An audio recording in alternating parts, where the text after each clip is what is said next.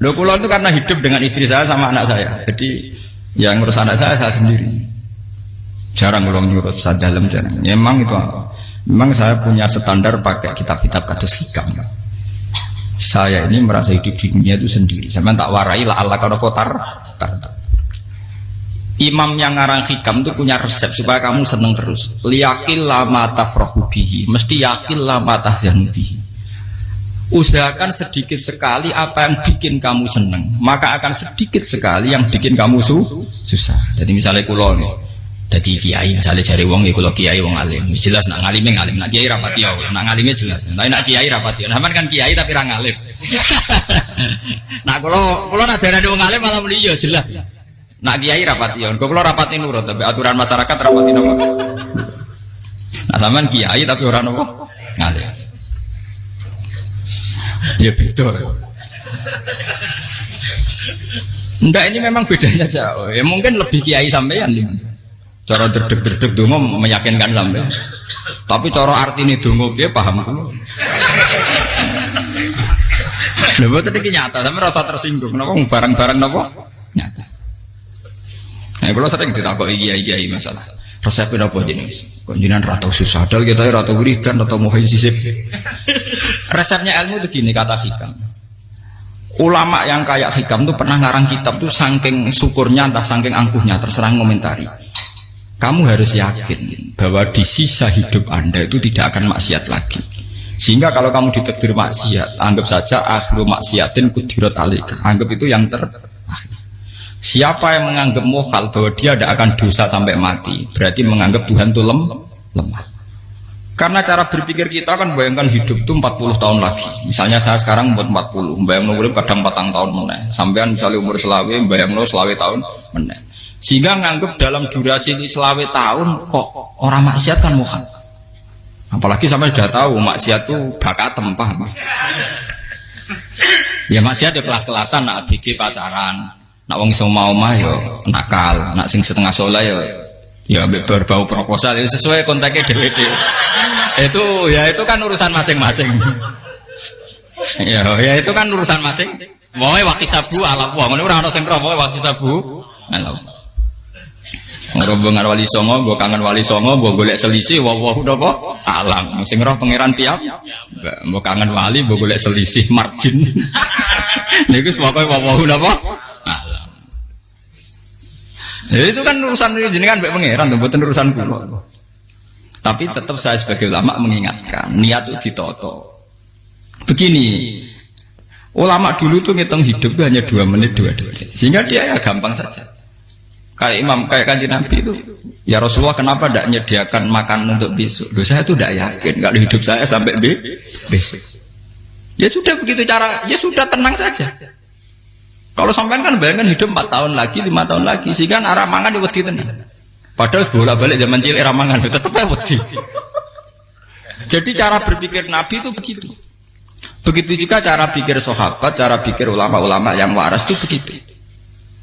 Loh, saya itu pernah melarat di Jogja, zaman pertama merantau. Itu kalau nanti saya bilang, Gus kok tidak punya beras, tapi apa yakin nak sesuk urip Pak? Kowe buta mangan sesuk, anak sesuk ijek napa? Urip. Cara berpikir ulama itu begitu. Sehingga melihat maksiat juga gitu. Alhamdulillah aku ijek urip. 1 detik, 2 detik, 2 menit. Sehingga hidup. Dan itu sudah cukup untuk lafadzkan la ilaha illallah. Makanya kata yang ngarang hikam, betapa murahnya Allah. Surga itu hanya bisa dibeli dengan 2 menit. Karena surga itu senilai la ilaha illallah. Miftahul jannah la ilaha illallah. Itu cukup 1 menit. Berarti surga itu regane mau 1 menit. Dan karena dia nganggap hidup itu 1 menit ke depan, la ilaha illallah, ya sudah. Dia ngitungnya hidup itu per menit. Kalau sampean kan enggak, per 10 tahun, per 20 tahun. Sehingga kriminal betul, cara pandang sampean itu kriminal betul. Sehingga bayang kudu di duwe, kudu di bojo, nak kiai kudu di pengaruh. Lah kalau saya enggak. Saya meskipun tidak sehebat itu, tapi mewarisi keilmuan mereka. Jadi misalnya saya jadi ulama, itu bayang non, di santri musito. Islam pokoknya ke Ahmadiyah ya gitu saja. Ya pokoknya sudah gitu. Orang bayangno santri sing kelambinan takwa khusyuk salam tempel demen gelo, demen apa? Lo tanyakan santri-santri saya itu mungkin belum pernah nyuri istri saya bikin kopi. Bisa dihitung. Karena saya itu sederhana saja. Misalnya saya pergi dari Jogja ini yang nyata salam. Bayangno bojoku wis maca, gawekno kopi, bukakno lawang malah kecewa. Seperti umumnya orang kan gitu. Semerantau ada bang bojoku nyuambut, digawekno kopi, digodhogno banyu hangat teman, bareng teko bojone wangep kukur-kukur. Karena tarifnya dia ideal, maka mudah kecewa kalau itu tidak terjadi. Nak kula mboten, sebayangno kaya Jogja, ibu bojoku cek utuh Islam, nak salat 5 bulan ya sudah gitu. Pakai standar-standar yang minimalis. Saya dari rumah bangun sampai ngaji ya, pokoknya melek, terus ya sudah nak sholat demadem nopo, mulanya sudah gitu. Andai kan saya pakai standar maksimal, maka akan mudah kecewa. Rasulullah juga begitu. Rasulullah itu ngadepi Sayyidah Aisyah, itu ya begitu, ngadepi Hasan Husain. Sehingga tidak ada cerita Nabi mudah kecewa, betul. Karena Nabi bayangkan anak istrinya itu ya minimalis sekali, urusan dunia loh maksudnya minimalis sekali. Misalnya Nabi pagi-pagi tanya, ya Aisyah apa ada sarapan? Enggak ya Rasulullah, ya idzan asumu kan itu saya puasa. Kalau sampean usul-usul ora digekno kopi wong wedok opo? Itu kan repot. Muni-muni itibak sunnah Rasul tapi enggak pernah sampean mendekati sunnah napa? Rasul. Sehingga ya tenang saja Nabi. Saya tuh alhamdulillah bisa niru dalam gitu-gitu tuh bisa. Makanya ini kiai muda paling jauh. Banyak kiai-kiai yang sepuh itu kalau urusan gitu konsultasi masa. Gus siapa pokoknya. Ini kula ya sampai era dekarep. Juga saya tidak pernah bayangkan opo tanggaku seneng aku atau orang sing ngaji aku kecewa itu tidak pernah bayangkan. Sampai bukan makhluk, tidak penting. Kecewa tidak kecewa itu tidak penting. Saya itu orang alim, ngerti ini warido kamat lubi, ora warido kum. Yang tak gulai ridane pengiran, antara ridane sing ngaji, ridane konsumen. Itu apa makhluk tidak penting. Itu harus dilatih. Harus apa? Sehingga orang itu kalau biasa sholat, maksudnya biasa takluk be Allah, mesti la Allah katardo, mesti gampang puas. Karena dia iktifak ngalap cukup be Allah Subhanahu wa ta'ala. Saya sebagai manusia juga sering ditangisi istri. Misalnya saya sering ke Jogja sendirian. Nah ninggalan nopo, ninggalan ibu milih pengiran. Misalnya mati ninggalan ya paling aku mau ngapain nih suaraku. Paling uang nangis gue kegiatan. Bukan apa. Ingin saya bahwa konstitusi ulama itu masih iktimat Allah. Kalau kita kan enggak. Cara berpikir kita ngaji itu ideal sing ono podium, sing ngaji kelaminan takwa kabeh, ketunan kaji kabeh, ndiluk kabeh. Kita akan pakai standar-standar yang dengan asumsi kita. Padahal Nabi zaman sugeng al iman hahuna wa yusiru ila qalbihi sadrihi salah. Iman itu urusan hati. Komitmen sampean be Allah Subhanahu wa taala. Nah ini resepnya. Makanya kata hikam liyakillah mata frohubi, mesti yakinlah mata syanubi. Sedikitlah kamu gembira dengan satu hal, nanti akan sedikit kamu yang kecewa. Artinya misalnya kados kula sebagai ulama seneng kula nu kok ijek iman. Ya nggak kayak wong awam. Ya sudah bilang. Jadi misalnya suatu saat kula jatuh, yang ngaji saya gak semeneng jadi kupeding. Wong sing seneng kula bubar kabeh. Kula ora susah, mistola darah bener. Gus saiki jenengan ora sing seneng. Ya tenang saja. Sing ora seneng ya makhluk ora jelas. Dan status mereka tetap la yadurru wa la yang. Ini harus dilatih. Sehingga Nabi itu ya meskipun beliau itu perang, sahabatnya meninggal ya tenang saja. Nabi cara berpikir yang meninggal mereka mati syahid, yang masih hidup dianggap berpotensi melakukan kebaikan. Sama tak warai resep-resep dari Rasulullah Shallallahu Alaihi Wasallam. Saya ini sebetulnya memaksa, menjelaskan ini maksa, karena saya inginnya jadi ulama yang kayak umumnya orang, tidak ideal amat. Tapi kan saya ditakdir ilmunya itu ideal, jadi terpaksa saya jelaskan. Tapi kalau perilaku saya tidak akan ideal. Soalnya ngawur, saake mari hufuri pengiran nganggur bolak-balik cerita. Ada seorang wali, karena dia wali itu doa di multazam, ya Allah, saya ini minta satu hal. Karena dia wali maka tidak minta uang, tidak minta jabatan, minta engkau takdir saya tidak pernah maksiat. Itu kan bagus sekali. Minta doa ditakdir gak maksiat kan ada. Dari pengiran malah siapa? Fa'ena ada ukufran. Karena tahu maksiat malah sifat ghafurku tak ada kok endi. Gamare pengiran kan sifat ghafurku rak nganggur. Malah tidak ada orang selain Nabi kecuali ditakdir tahu maksiat. Dan sifat ghafuri pengiran efektif. Paham apa? Lara sampean kan ghafure kok nggo kabeh. Dadi karek sadidul ikop. Karena maksiate sampean sering. Jadi sifat ghafure wis berlaku aktif. Saya karek nunggu sifat sadidul ikop. Paham ya? Itu beda dengan wali-wali. Sifat sadidul ikop mau aktif mereka tidak punya dosa. Malah pangeran bingung gak kok sifat ghafure. Apik tak dakoki ghafur ora tau dosa. Didakoki sadidil kok gak tau maksiat. Jadi pangeran malah sing bingung. Nak kowe ora tau maksiat ghafur kok tak dakoki. Kok ora tau maksiat, wong iku ora tau apa? Didakoki sadidil kok gak mungkin atau maksiat. Lah pangeran ape dakok ghafur kan syaratnya dosa sik. Sampeyan kan walian. Ghafure wis dientekno. Keseringan kepake, paham ya? Karek nopo? Karek sadidil ikom. Ya itu memang standar Tuhan. Semua Quran itu kalau nyeritakan gitu. Nabi ibadi anni anal ghafurur rahim. Kaulaku ceritani aku ghafurur rahim, tapi yo ceritani wa anna adabi wal adabul alim. Jadi Nabi ibadi anni anal ghafurur rahim wa anna adabi wal adabul alim. Kalau Nabi Ibrahim Nabi Muhammad inna rabbaka lasariul iqab. Pangeran cepat nyiksane, tapi wa innahu laghafurur. Jadi dua sifat ini pasti aktif. Dan tentu ulama itu senang sifat ghafur itu ya meskipun aktif, tapi mereka tidak pernah ngambil fasilitas sifat nopo. Kula baleni malih. Sehingga kayak Sayyidina Umar radhiyallahu anhu ketika beliau pertama jadi khalifah, ini cerita di kitab Hayati Sahabat. Pertama dia jadi khalifah, orang mengira dia akan ngomong hal-hal yang besar, visi besar tentang negara, visi besar tentang izzatil Islam wal muslim. Tapi ketika Umar pertama pidato begini, ayuhal muslimun ayuhan nas, ana, jari kata Sayyidina Umar, ana hulamun min bani Makhzum, akulu min kholati. Saya ini pemuda dari Bani Makhzum. Kecil saya bisa makan karena bulik-bulik saya punya kebun kurma yang kalau saya memanen diopahi beberapa biji dan itu menjadi kuti wahayati, menjadi saya bisa hidup. Terus wassalamualaikum warahmatullahi wabarakatuh. Orang itu penasaran semua. Orang jadi khalifah pertama dibenem jadi amirul mukminin, pidatonya ngenang masa kecilnya ra kelar mangan, kelare mangan mergo buruh bulike. Paham ya? Ngondoh kurma terus dikai tamarotin, beberapa kurma sing dadekno iso.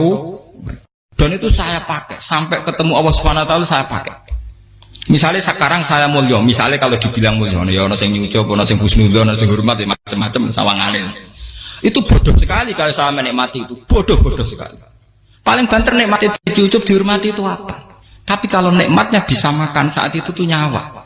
SBY jadi presiden prestasi, Gus Dur jadi presiden prestasi, tapi umpama presiden tetap mangan. Prestasi tertinggi adalah bisa makan selisat dirumki gojogonyo. Makanya Umar mengingatkan, sebetulnya nikmat tertinggi saya itu tidak saat saya jadi khalifah, saat itu kok aku iso mangan, cara gak aku mati. Paham ya? Jadi itu luar biasa. Kita ini kan menjadi angkuh karena ngitung nikmat itu yang besar-besar, punya prestasi, punya. Kalau saya enggak ngitung nikmat itu kelar mangan gak mati, kan gampang. Sehingga saya tidak mudah kecewa karena tarifnya minimalis, gak gampang apa? Jadi misalnya kalau kapan-kapan kok berhubung, Gus ini Tuhan rasanya jangan ngeten-ngeten. Oh makhluk itu ya gak apa-apa. Kalau di status kiai kan seakan-akan ngomongnya sakral, seakan-akan mandi. Tapi nak tak status, oh makhluk itu ngomong ngono ya sudah kan. Menjadi kan distatuskan sebagai apa? Makhluk. Tentu makhluk statusnya la yadurru wala yanfa. Di sini ini penting. Orang-orang ahli tauhid tentu tidak punya kesusahan. Innalladzina qalu rabbuna wa tsummas taqamu. Mesti tidak ada kesusahan sama sekali. Misalnya ulama-ulama dulu mau mati, ya tenang saja. Mati kedua itu mati paling menantang ya, menyenangkan sekali. Karena mati yang seru itu mati zaman Al-Adam. Misalnya saya kelahiran tahun 70. Tahun 40-50 kan belum ada saya. Itu mati yang sejati karena Al-Adam. Kenapa? Al-Adam tidak ada. Mati yang nanti itu mati yang petualangan karena saya mati setelah menyaksikan kekuasaan Allah, setelah husnudzon sama Allah, sehingga mati yang menuruti kerinduan akan ketemu sang kekasih. Makanya Jalaluddin Ar-Rumi ketika mau meninggal dan orang-orang muridnya nangis, dia marah-marah. Hei murid-muridku, betapa bodohnya engkau. Saat kayak ini yang saya tunggu, saya sudah menyesal berusaha sampai Allah dat tak senang. Aku kecewa waktu makhluk-makhluk koyo kuwi. Saiki wis wayahe aku goleki kholik dat tak senengi malah mbok tangi. Cek bodone kuwi. Saat-saat sing tenteni malah mbok tantang. Betapa aku lamanya menunggu kematian ini. Mergo hidup itu keterpisahanku mbek Allah, kemen ketemu kowe jare. Malane Jalaluddin Rumilah yang mengistilahkan mati itu malam pengantin. Makanya fal'an awal nusirok minkum wa awal wisol habibi. Ini saat yang indah karena ketemu dengan berpisah dari makhluk-makhluk yang tidak penting menuju sama habibi kekasihku. Dia misalkan mati itu malam pengantin. Semenjak istilah itu populer sehingga di Jawa ana ngipi dadi nganten takwilane mati. Itu filosofi sufi, ya filosofi napa? Lah niku tenan. Begitu juga sahabat-sahabat dulu. Bilal mau meninggal, anaknya udah nangis. Bilal lagu ya. Ditanya sama anaknya, kenapa anak-anak kamu nangis? Dan jenengan badhe kapundhut. Aku malah seneng nang mati. Hudan nalqal akhibah Muhammadan wa hisbah. Aku nak urip ketemune mbek kowe terus. Malah nak mati ketemu Nabi Muhammad. Hudan nalqal akhibah Muhammadan wa hisbah. Nah, dengan cara pandang begitu maka hidup itu enjoy saja. Ya saya sebenarnya keberatan pakai kelas ini, keberatan karena saya harus ngulang sampean-sampean. Ya makanya potensi kayak saya tentu mengurangi jadwal ketemu. Makanya saya mohon kalau tidak penting itu jangan sungkan. Anggap saja itu bagian dari hormat saya. Ya minimal sampai misalnya di dua sekretari gue jajan pentolan enam lah, apa mau gue suwan bareng malah repot. Gue ganggu uang anak peleleran pak. Nah misalnya sampai kepentak kok hukum, uang nara pinter, hukumnya takokan ya ringan, takok kayak tanggam paling bisa. Karena pertanyaan yang ringan tentu ya ringan-ringan saja kan. Gak perlu kiai kali ber. Sampai rasa GR, kalau pertanyaannya angel Gus gak ada sing iso jawab. Uang nak ralim tahke, ku pertanyaannya ya ora patimu itu. Iku wis kangelan ngoten. Ini buat ngenyek tapi podo enak. Podo apa? Makanya kalau latih. Jadi hikam sendiri itu ada manhaj, ada metode. Kalau orang supaya tardo, yakin lama tafrohubi, yakin lama tahzanu. Anak saya itu kalau habis main pulang, itu saya senengnya pol. Istri saya pernah jangan. Gus, anak mulai senengnya dek biro-biro, anakku gemulai nih ngomahku, misalnya terus dia. Saya terus anakku lo main mulai itu seneng. Biro-biro anakku mulai nih ngomahku. Dipanggil anak saya bapak itu senengnya sak boleh. Biro-biro ada yang manggil bapak. Jadi saya pakai standar minimalis. Saya tidak pernah pakai tarif. Dia anak yang ideal dihormati orang. Sebenarnya anakku sujud nih pangeran, ngerti pentingnya mau tasbih. Makanya anak saya tak namakan tasbih semua. Itu ya sudah selesai. Saya tidak pernah bayangkan anak saya jadi kayak besar dihormati jemput. Mari gampang kecil. Ya sekolah kan Sayyidina Umar. Saya pemuda dari Bani Mahzum. Yang kecilnya bisa makan karena buruh bulikku. Akal tuh tamarot. Wah itu saya baca tuh nangis betul. Betapa hebatnya Sayyidina Umar. Mengingatkan ulang bahwa nikmat tertinggi itu ya makan, karena makan kaitannya nyala. Orang jadi bupati, enggak jadi bupati tetap makan. Jadi kalau ngantin saya tarifnya minimalis sekali. Nah, kalau orang sudah makan gitu, lah Allah kata tertemu mudah sekali. Tapi kalau sampai tarifnya ideal harus di mobil, kudu sangune akeh. Mosok gue mobil gak sanggup akeh. Barang gue sanggup akeh kudu gue penderek. Mosok kiri lu juga kok tanpa penderek. Nang penderek maju. Mosok ora kena dikeloli jadi malah repot. Akhirnya gue wong ayu. Harus selingkuh dijari sing we. Itu perkara meneh. Wong ruwet nuruti tahapan-tahapan duniawi makanya resep kalau ingin itu kon sholat, maksudnya sholat itu dihayati secara tauhid ya, dihayati secara tauhid. Misalnya innal sholati wa nusuki wa mahyaya wa mamati lillahi rabbil alamin. Itu akan pasti Allah kata pasti mudah melihat alam ini ridho. Ini satu sekelumit ya, di resep orang ulama yang saya meniru beberapa di kitab Hayati Sahabat, di kitab Hikam, dan meniru terutama semuanya sanad dari Rasulullah Shallallahu Alaihi Wasallam. Makanya suatu saat Nabi itu kagum. Abdullah bin Mas'ud itu jalan dan dikawal oleh beberapa malaikat. Terus Nabi itu heran. Ya kenapa itu selalu mengawal kamu? Kata Abdullah bin Mas'ud, ya Rasulullah, inilah akhtu khutwatan illa wa azunnu alla akhtu wa ukhra. Wa ma akaltu luqmatan illa wa azunnu alla alqamu ukhra. Saya itu tidak pernah melangkah kecuali saya tidak pernah yakin apa betul saya bisa melangkah lagi. Jadi perlangkahnya itu dia iktimat Allah.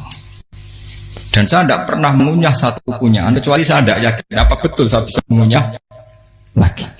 Setiap kunyahnya tetap semuanya berada Bismillah. Semua itu atas nama pertolongan atas kata Rasulullah. Orang kakak andekan saya ada nabi terakhir itu jadi nabi. Jadi kemana? Makanya dulu Nabi itu sering ngendikan, adekan orang-orang kayak gitu itu ada nubuah, tentu mereka punya derajat apa? Nubuah. Jadi tidak jadi Nabi tapi punya derajat apa? Nubuah. Lah orang yang cara berpikir gitu tentu tidak khawatir apa yang hilang dari dirinya, karena dia berkontrak dengan Tuhan hanya per menit per detik. Kamu punya resep al-mu'min yusiru sana Allah ayakuna li nafsi dzakiron. Seorang mukmin yang sejati tentu kontaknya dengan Allah Subhanahu wa taala dan dia tidak pernah ingat dirinya sendiri. Kayak sampean pas umat tapiil, Allahu akbar, Allah maha besar, subhanak. Selalu ana wong ngrasani itu termasuk lali utange barang iku. Tapi yang jelas kan menjadi enjoy dengan dirinya sendiri. Paham ya? Menjadi enjoy dengan dirinya karena dia tidak sering punya kontrak dengan makhluk. Nah ini maksudnya Allah kalau janganlah Allah kata kamu pandang apa nak sholat terus kabul kajari, apa nak sholat terus untuk duit ya bar. Karena cara pikir iso aja nak duit ya. Dan ini resep ya, dan resep ini dari ulama-ulama yang istinad ila Rasulillah Shallallahu Alaihi Wasallam. Karena kalau Nabi itu memang cara pandang. Aisyah itu pernah ditanya, ya Aisyah, saya ini ingin makan, apa daging yang dari sahabat ini masih? Wah ya Rasulullah sudah habis karena tak kasihkan tetangga. Itu Nabi tidak marah-marah, malah bilang, kamu benar Aisyah, biru yang kamu kasihkan tuh yang masih. Karena daging dipangan dewe kadang nuruti nafsu, nak dikekno wong sudah kau nuruti perintah pengen. Jadi kanjeng Nabi beneran Aisyah daging ngejek. Mau kalau nanti yang malah ijek, sing bogo sudah kau malah sing ijek. Cara berpikir Nabi itu begitu. Tapi tahu-tahu disederhanakan sunnah Nabi ya serbanan. Lah itu kan ya memang itu bagian dari sunnah Nabi, tapi sunnah seharga 10.000. Paham ya? Ya monggo mawon sampean sunnah Nabi serbanan gitu, tapi itu sunnah yang bisa dibeli dengan murah. Hakikatnya sunnah Nabi itu rata-rata bentuknya perilaku. Napa? Sampeyan delok dawuh Aisyah tengene tibak berjanji, kana khuluquhul Qur'an wa shimatuhul ghufran yansahu lil insan wa yafsahu fil ihsan wa ya'fu 'anil dzambi idza kana fi haqqihi wa sababi. Kana khuluquhul Qur'an, Nabi ku akhlak dasare wis kaya Quran plek. Urusane akhlak. Wa shimatuhul ghufran, ciri utama sifatnya Nabi gampang nyepuro. Yansahu lil insan. Dan Nabi punya niat baik pada seluruh manusia. Wa yafsahu fil ihsan, sering melakukan ihsan. Dan sunnah Nabi ngoten kan luwih sering kula Quran ya wis hafal mulang. Wasimatu ghufran kula gampang nyebut sampean ngaji angop ora tau tamu. Yang sahulil insan kula bedina nate tiyang mulang. Wa yafsahu fil ihsan tak ge gampang. Kula mulang ora tau. Itu sakmene kudu podium kudu wong dilo ya ora. Pokoke akhir kiamat dia ya madhep mulon ya sudah. Loh itu kan dawuh Aisyah ketika ditanya kaifa kana khuluqu Rasulillah, dan itu semua dijawab oleh ahwal, oleh sebuah perilaku. Tidak ada Aisyah jawab nganggo atribut. Oh Nabi itu serbanan, tidak ada itu. Memang sunnah ya, itu sunnah kan, jangan salah paham ya. Tapi itu sunnah yang tidak dijawab oleh Aisyah. Sunnah yang sampean jawab sendiri, paham? Aisyah yang istrinya Rasulullah ketika ditanya kaifa kana khuluqu Rasulillah, beliau jawab kana khuluquhul Qur'an wa simatuhul ghufran yansahu lil insan wa yafsahu fil ihsan. Semuanya akhwal wa ya'fu 'anil dzambi idza kana fi haqqihi wa sababi wa idza diya haqqu wa lam yakun li ahadi mar'ahu badihatan haba wa idza ta'ahul miskinu ajaba yaqulul haqqa walau kana murra wa la yutmiru lil muslimin hisaw wala. Semuanya itu akhwal, satu perilaku sosial. Saya mengakui kalau serbanan sunnah, ya saya ngakui. Tapi sunnah wis karena saya mewakili yang akhwal tadi, yang apa? Lah mungkin untuk sampeyan, monggo kalau untuk ngisi sunnah. Tapi mbok ya adil itu. Ini bukan kritik mboten nggih. Yang meyakini serban sunat kan sudah banyak dan itu bagus. Tapi cobalah juga meyakini ahwalu Rasulillah. Makanya man sanna sunnatan itu rata-rata ulama maknani siapa yang ikut sunnahnya Nabi. Rata-rata ulama nafsir ahwalu Rasulillah wa af'alu. Perilaku sosial Rasulullah. Makanya terusannya wa idza ja'ahul miskinu ajaba. Kalau dipanggil orang miskin ya datang. Ya maksudnya ada harus orang miskin manggil pas resepsi kawin boten. Misalnya ana wong melarat kuwi di sepeda motor, wong mlarate yo ngeteroni puskesmas ya mbok terno. Wong melarat loro yo nukono misale apa minyak kayu putih mbok tekani. Ora kok ngerti-ngerti mbok musan walimatul urus sing wajib piye lho. Payah. Lho lan wajal miskin aja pe ora ana hadise urusan walimatul urus mboten. Kalau orang miskin manggil ya dalam riwayat hadis ya Nabi sering dipanggil orang miskin ya Rasulullah mbok datang ke rumahku ada apa terus ya Nabi saya tuh ingin rumahku sing elek jenengan nate salat teng mriku ya Nabi datang ya salat aja ya ora ada jamuan fi ayyi makanin aradta an usolliya fi kamu di tempat mana kamu seneng salat teng mriki ya Rasulullah ya Nabi salat sing ngundang ya waras pisan kenangan mek Nabi kok mae dienggo salat Nabi ampean tahu tanggung kiai kon salat kon promosekno anakmu iku paham dia itu nggak nunggu kersane ketampi PNS padahal kiai ini dia anak era PNS kalau dulu kan sahabat ngundang Nabi itu ya gitu ya Rasulullah saya itu ingin sekali engkau sholat di rumahku fa'atakhidahu musallan kemudian tempat yang pernah engkau sholati mau tak pakai musola pribadi makanya masjid kiblat itu rumahnya sahabat karena dulu Nabi pernah sholat di satu tempat adalah ono perintah tahlilul kiblat itu di rumahnya sahabat. Sahabat dulu itu kalau ngaturi Nabi itu kenanya ingin Nabi pernah sholat di situ. Nah, ilmu ngeten ini mentek. Ya untungnya ten kula, dadi ono sing eling-eling ya, Bang. Nah, teman kudu syukur ya, artinya syukur ya. Orang kayak saya itu tidak usah sampean dikte-dikte ngikuti hukum adat. Kalau ngoten sampean gelo mergo kula ora iso teko, kula ya gelo perkarane ulama kok mbok atur. Makanya saya sering guyon cerita saya itu kalau di pasar Pandangan dulu itu anyaran boyong sering di pasar ditanya sama Gus wong alim kok di pasar piye aneh tuh ya aneh kuwi aneh piye bodohnya wong alim kadang masyarakat itu tidak sadar keanehan dirinya sendiri mereka enak saja merasa kalau orang alim ke pasar itu aneh mereka tidak sadar orang bodohnya wong alim ya aneh enak saja mereka mikir sepi paham ini supaya sampean Allah kan apa makanya untuk Rasulullah Nabi itu sering ngendikan ana tamu hormati tapi etika mertamu di Rasulullah itu walakin idza du'aitum mertamu Nabi itu nunggu ditimbali walakin idza du'itum du'iya mabni majhul ketika kamu ditimbali fatwa jadi ya ayyuhalladzina amanu la tadkhulu buyutan nabiyyi illa ayyudzana lakum jadi untuk sowan Nabi itu nunggu dipang ya meskipun sahabat tuh rindu Nabi tidak berani sowan ke dalamnya Nabi kalau ingin ketemu Nabi di barno pas sholat jamaah karena Nabi pasti keluar di mas andai kan Nabi lima tamu di rumah ya rasido dadi Nabi sama nompo tamu